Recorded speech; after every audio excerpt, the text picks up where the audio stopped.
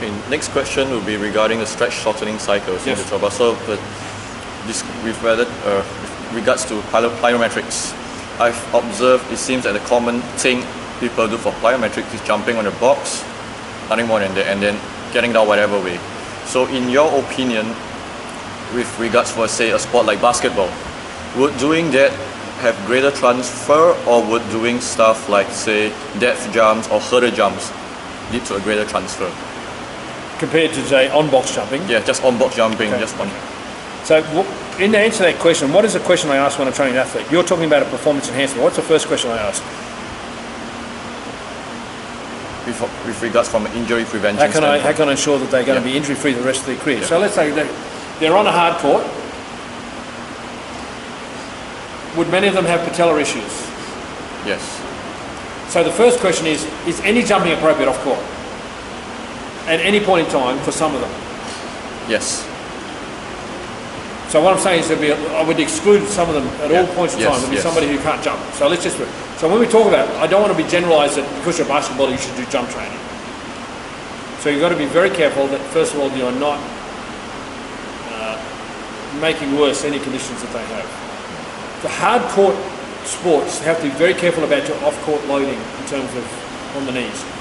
Tennis, basketball in particular are two sports that have a high frequency of knee issues because of the nature of the surface. So netball, so I just need to really, because this is what I see, Edward. I see people writing programs for these athletes and they say, oh, they play netball, they play basketball, therefore they should do jump drills. And I've got athletes that have got valgus and varus, I've got athletes with reconstructions, unstable ankles, and they're all doing the same thing because someone in a textbook said basketballers get really good results from jumping. So before I even discuss that question, I have to make very clear my message. Treat everybody as an individual and respect the challenges of their sport. I have had athletes under my care go into group training programs with elite squads and I just want to cry what they do to them. They have no understanding of their individual needs.